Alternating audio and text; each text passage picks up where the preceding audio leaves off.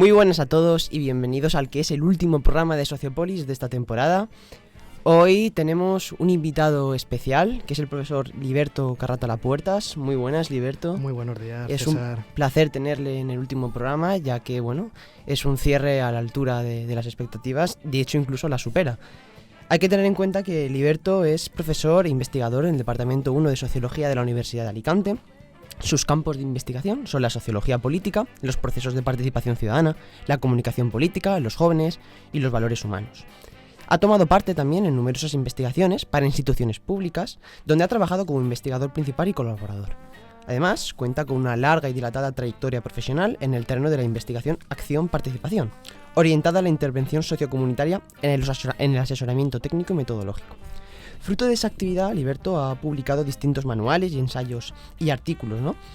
Sus investigaciones realizadas abarcan el análisis de la democracia y sus dimensiones, valores sociales y humanos, y la metodología de investigación basada en técnicas cualitativas y cuantitativas.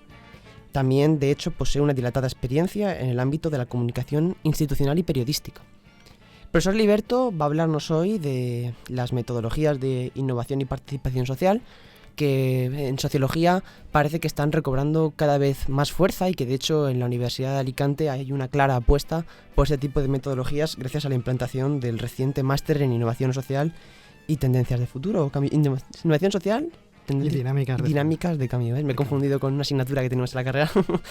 Lo primero que me gustaría preguntarle al profesor es ¿qué tiene que ver la sociología con la innovación y la participación social?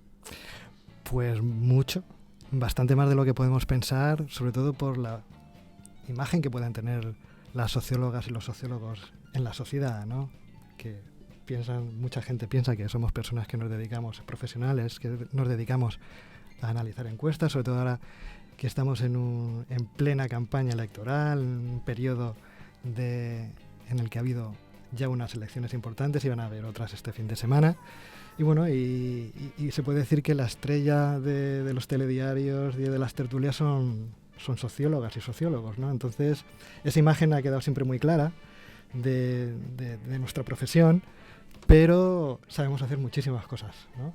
Y este máster de innovación social, pues intenta visibilizar ese papel de las sociólogas y los sociólogos en diferentes ámbitos. Es verdad que en la administración pública somos personas valoradas, reconocidas, con mucha trayectoria ya profesional en esos ámbitos, pero quizá en el ámbito de la empresa, en el terreno de la empresa privada, igual no somos tan conocidos.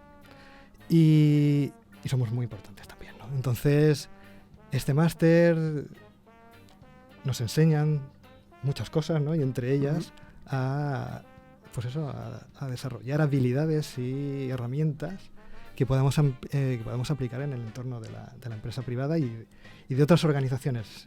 Seguimos siendo importantes dentro de la administración pública, seguimos siendo importantes en el tercer sector, pero también somos importantes o podemos ser importantes en la empresa privada, ¿no? Y sobre todo, como tú has dicho, en estos momentos en los que la participación es un valor importante, y no solamente para procesos de toma de decisiones en el ámbito de la administración pública, sino también en el de la empresa privada. Entonces, este máster de alguna forma profesionaliza a todos los alumnos y alumnas que lo están cursando en esta primera edición, que, dicho sea de paso, ha ido muy bien, porque ya hemos terminado el curso, ¿no? Faltan las evaluaciones, pero ha ido muy bien. La valoración que hacen las alumnas y los alumnos de este máster es muy positiva. Y esperamos que en la segunda edición pues se repita por lo menos el nivel de esta, ¿no? Claro, y siguiendo con lo que estás diciendo, lo que nos estás comentando, parece que desde la sociología se da la impresión de que existen dos tipos de forma para llegar al dato, ¿no? Que primero sería lo cuantitativo y lo cualitativo, ¿no? Entonces, este tipo de metodologías estarían un poco entre medias, ¿no? A caballo entre ambos tipos de metodologías.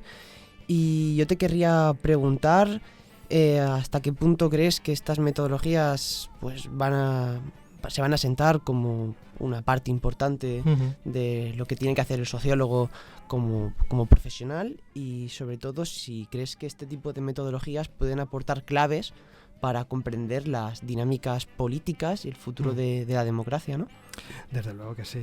Vamos a ver, no se trata en ningún momento de menospreciar ni desmerecer en ninguna de las perspectivas metodológicas que existen, ¿no? Los dos grandes reinos que son las metodologías cualitativas y las cuantitativas. Yo te diría que el buen sociólogo, la buena socióloga, es una persona que domina ambas perspectivas.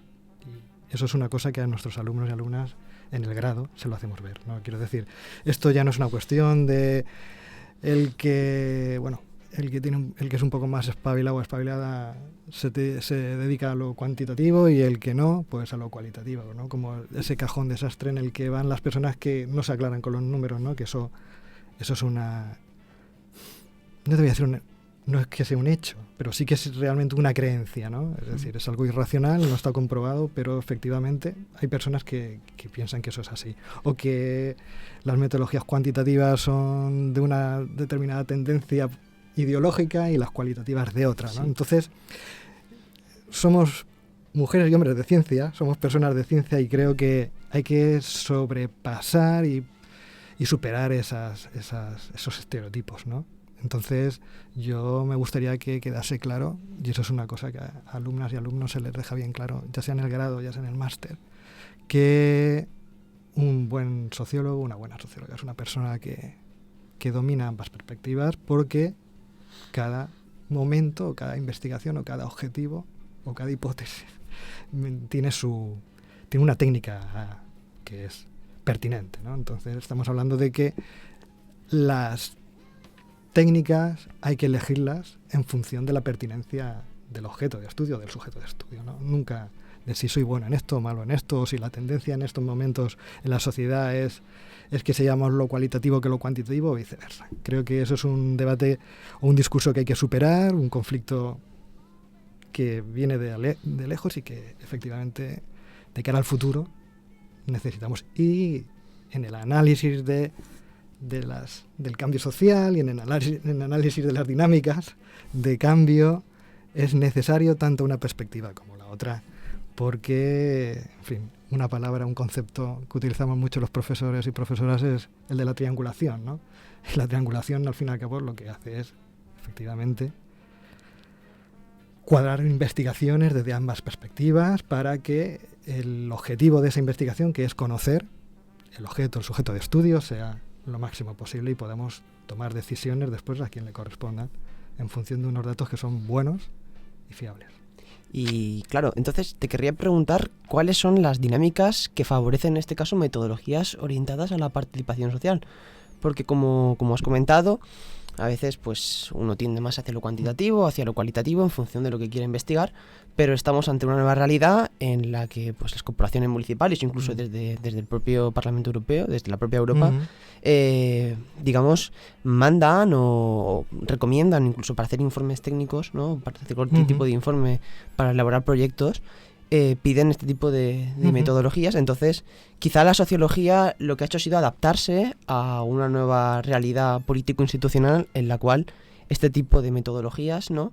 Se ponen como un pilar esencial de la sociología. Vamos a ver,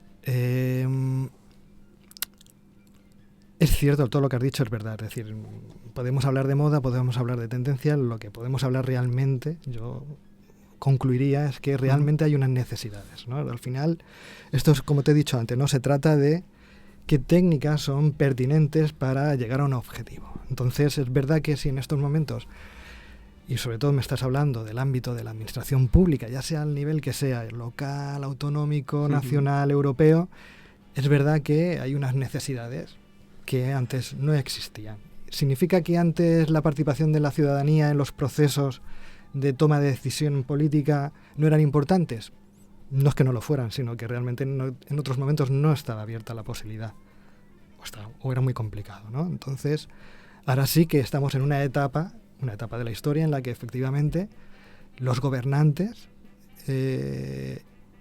piden o demandan que la ciudadanía se implique.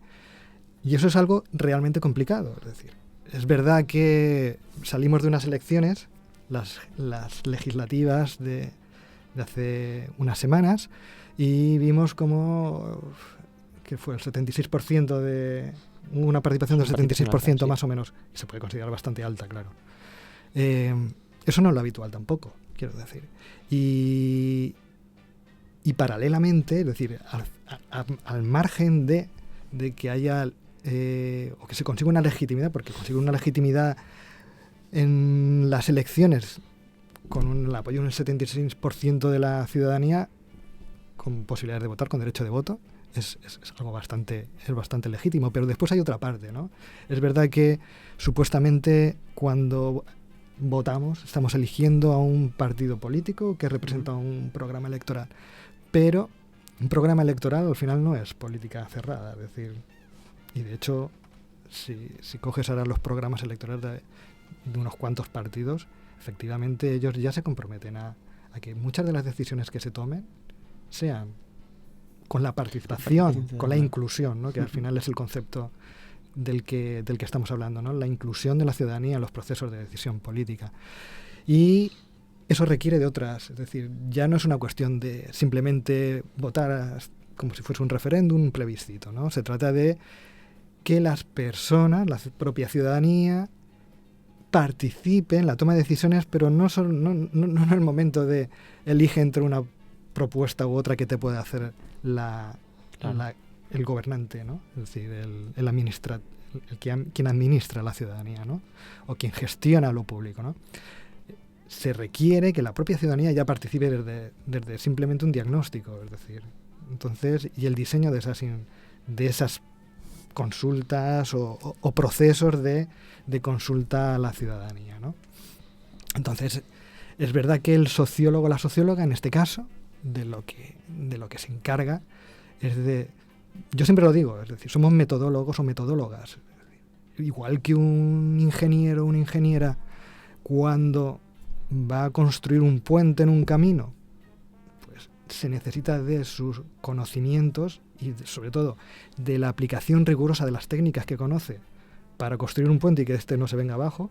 Pues lo que tratan los sociólogos y las sociólogas, lo que hacemos es lo mismo, es decir, es aplicar técnicas de manera rigurosa o metodologías de manera rigurosa y sistemática para que los resultados que consigamos, que son datos, y acciones en muchas ocasiones, porque la propia acción, es decir, no solamente se proporcionan datos al gestor o a la gestora de lo público para que después haga políticas, sino que además también se proporciona una acción, es decir, una dinámica ya que existe en la sociedad participativa, pero también corresponsable, porque eso es algo que también tenemos que tener claro, es decir, estos procesos lo que hacen es que son inclusivos, está muy bien, aportan transparencia a las políticas, porque efectivamente sabemos de dónde proceden, cómo se generan, aportan también, como digo, corresponsabilidad, es decir,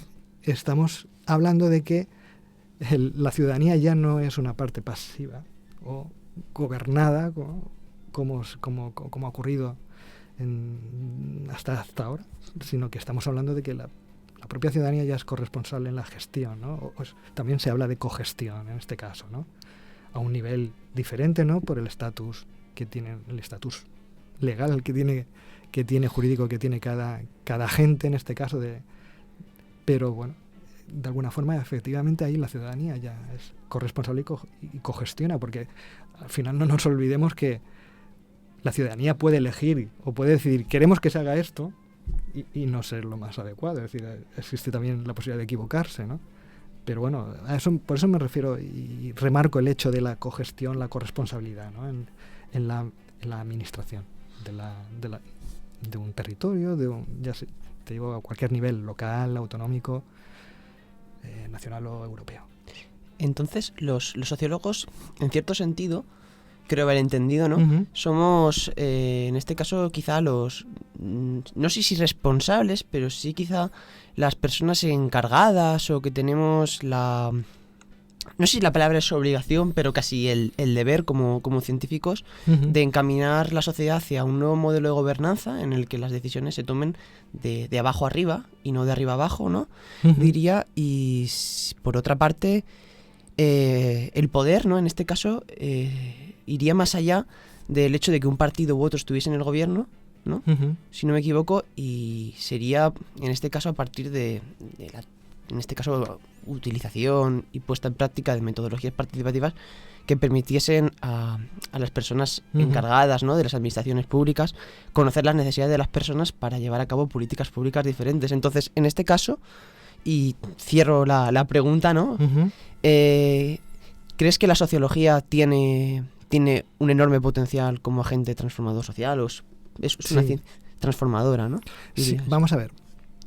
Aquí hay me gustaría puntualizar algo de lo que has introducido en tu pregunta, ¿no? Es decir, yo no creo que la sociología, el sociólogo o la socióloga tenga la misión de orientar el cambio.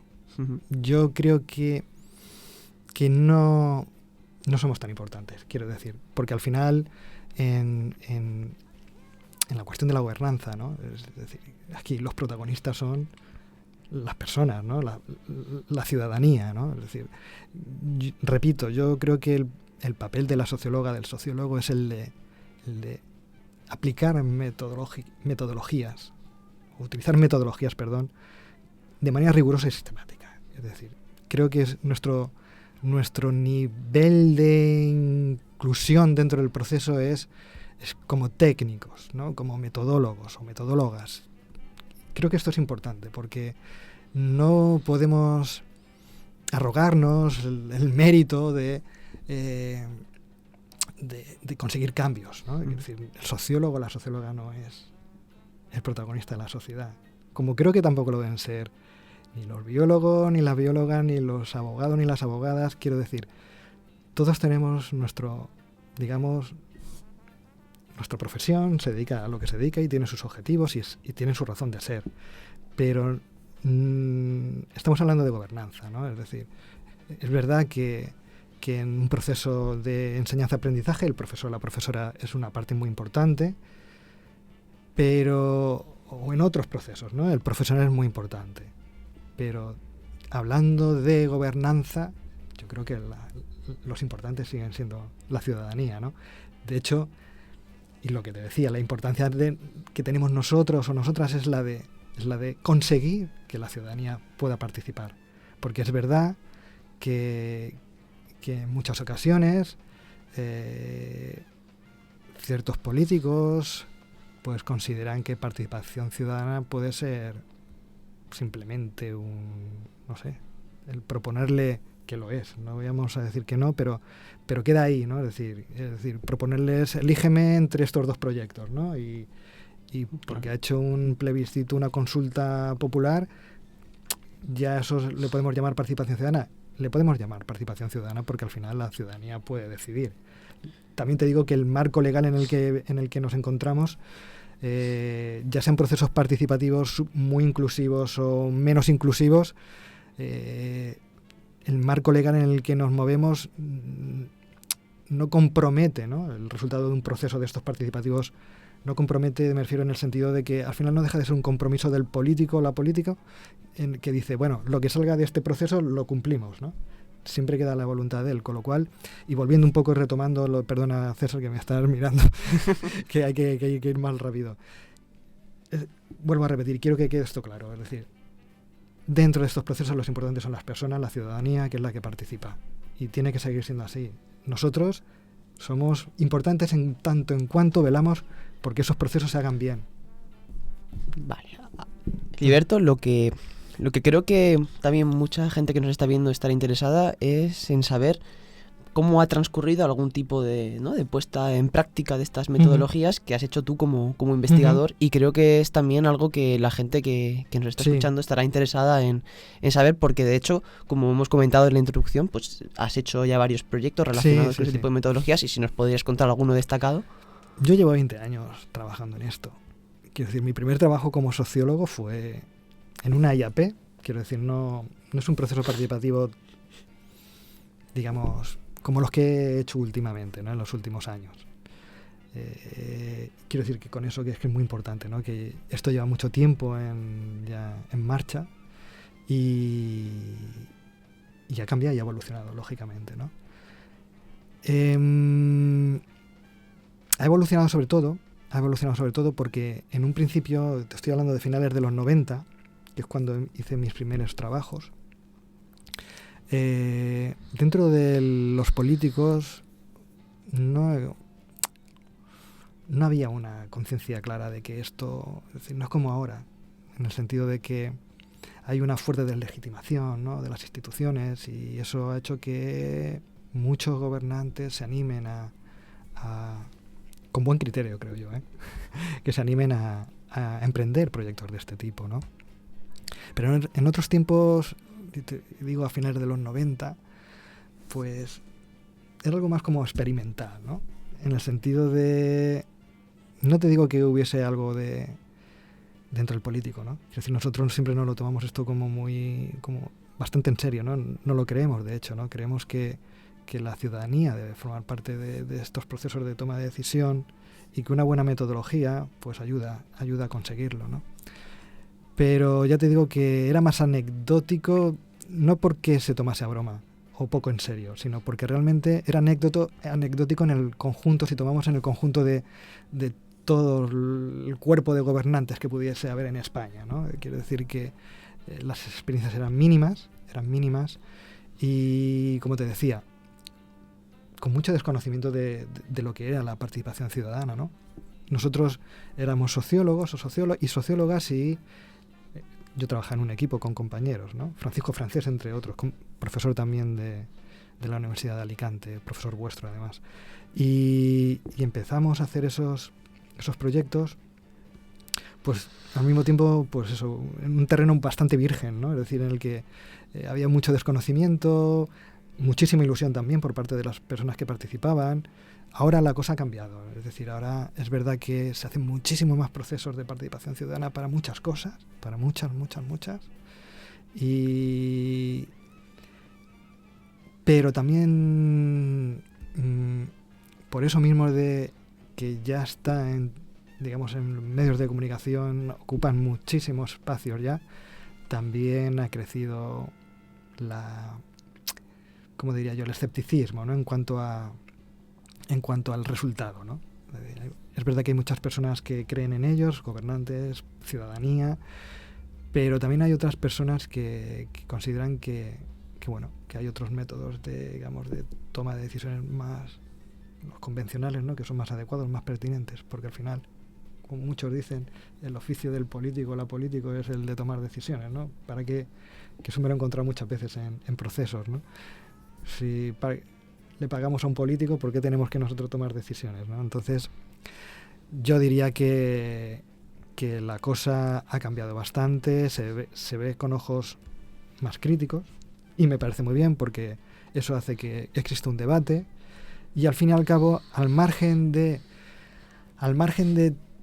el producto, el output de esos procesos, que debe ser una política o un listado de propuestas que la ciudadanía hace para que el gobernante o la gobernante de turno la tome en consideración a la hora de su acción, de realizar su acción de gobierno, pues creemos que es un momento o un espacio, porque más que un momento es un espacio, en el que se encuentran diversos agentes, ¿no?, que es los gobernantes,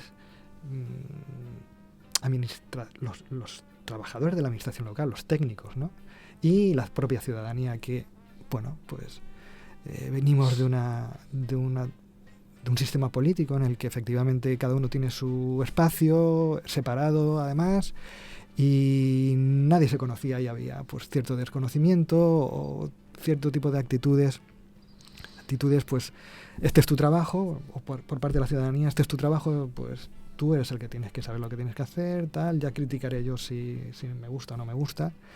Y creo que estos procesos han ayudado a que confluyan, coincidan, hablen, conversen, consensúen en un espacio esos tres agentes, ¿no?, ciudadanía, técnicos de la administración y gobernantes, ¿no? Y eso hemos conseguido, por lo menos, que la gente se escuche unos a otros y lo cual es muy importante, ¿no? Porque la administración, por muy en descrédito que haya caído, por culpa, bueno, pues es verdad que hay razones en muchas ocasiones para pensar que los gobernantes no están gestionando bien, ¿no?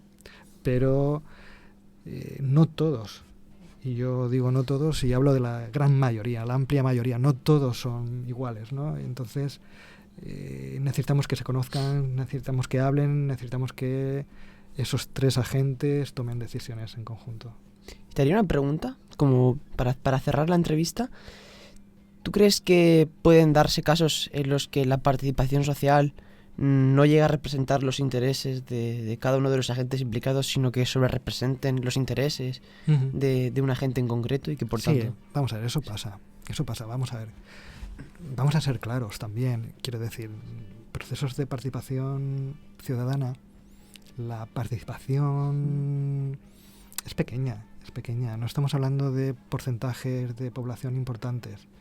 En Madrid, por ejemplo, en presupuestos participativos, estamos hablando que de una población de 3 millones de habitantes, pues participan en los procesos 300.000, casi 400.000 personas, quiero decir. Podemos llegar a pensar que eso, pues, y además un perfil muy concreto también, ¿no? Es decir, estamos hablando de procesos que son voluntarios, es decir, la gente participa si quiere, no a nadie le obligan a participar, por lo tanto, podemos pensar que hay un perfil de personas muy determinado, muy concreto, y que no es representativo de por ejemplo, si estamos hablando en este caso de la Ciudad de Madrid, de toda la Ciudad de Madrid. Pero también te digo, al mismo tiempo, que el presupuesto, la parte del presupuesto que se pone en liza en esos procesos, no es muy grande tampoco, es pequeña, con lo cual hay políticas todavía. Es decir, se pueden hacer muchas políticas al margen de lo que aparece o sale de los presupuestos participativos, por ejemplo, en este caso concreto, ¿no? Entonces, para mí, aparte de... Y voy a ser machacón y reiterativo, creo que no solo es una cuestión de tomar decisiones, es una cuestión, como te he dicho, de coincidir, habitar el mismo espacio, ciudadanía, técnicos de la administración y gobernantes, que se conozcan, que se pongan de acuerdo. Lo que ahora en Madrid son 300.000 o 400.000, dentro de 10 años pueden ser 1 millón de personas, tranquilamente. Quiero decir que es que al final otro de los digamos, de las premisas de estos procesos es que han de ser duraderos en el tiempo. Quiero decir que no podemos esperar que de la noche a la mañana haya un 40% o un 50% de la ciudadanía participando en estos procesos. Es irreal también. Cualquiera que ha trabajado con personas sabe lo difícil que es moverlas, pero yo creo que el esfuerzo, y hablo desde la creencia también, ¿no? Es decir, uno no sabe lo que va a pasar mañana, ¿no? Pero sí que, por la experiencia que tengo, veo que las personas que participan están contentas. Quiero decir, son personas que utilizan parte de su tiempo, de su vida, que sacan de su vida privada para trabajar por el colectivo, ¿no? O la comunidad o la propia ciudad, ¿no? Y están satisfechos, se les ve satisfechos de que están haciendo algo importante. Se quejan amargamente de que les gustaría que fueran más personas, es verdad, pero la experiencia al fin y al cabo de ver cómo ellos, un proceso que puede durar 3, 4, 5 meses, depende de lo grande que sea una ciudad, ¿no? Pues al final ve unos resultados y ve que el político se compromete y acaba contento y que acaba satisfecho. El problema es cuando han sacrificado parte de su tiempo libre, de su vida privada, y después el político no cumple con lo que se ha acordado, ¿no? Entonces ahí es cuando los procesos fallan, el escepticismo crece, porque eso es no nos ha dado tiempo a hablar de ello, pero eso es uno de los problemas, ¿no? Es decir, que los procesos participativos no lleguen a ningún lado, porque al final la última parte, que es poner en práctica lo que las decisiones o las propuestas que se han tomado, no se llevan, ¿no? Entonces ahí está la clave. Muchas gracias, profesor Liberto. Y hasta aquí el programa de hoy. Ha sido un placer tenerte aquí, profesor Liberto. Liberto. Pues para mí también. La verdad es que nos ha faltado tiempo para hablar un poquito más. Sí. Creo que es una cosa interesante, importante también, y que merece la pena que la gente conozca, oiga hablar y ver en el futuro a ver qué pasa. Quiero decir que es que yo te digo que esto está por hacer todavía. Totalmente de acuerdo. Y dicho esto, cerramos la temporada de Sociópolis. Muchas gracias también al equipo técnico, Javi, Carlos, muchísimas gracias. Muchas gracias a otros compañeros que han estado participando, Will, Luis, Ari, Javi. Os lo agradecemos a todos vosotros, así como a los entrevistados. Y dicho esto, aquí se acaba la temporada. Nos vemos el año que viene, quizá con otra gente, pero con el programa en pie. Y muchas gracias a todos vosotros. Hasta luego. Hasta luego. Hasta luego.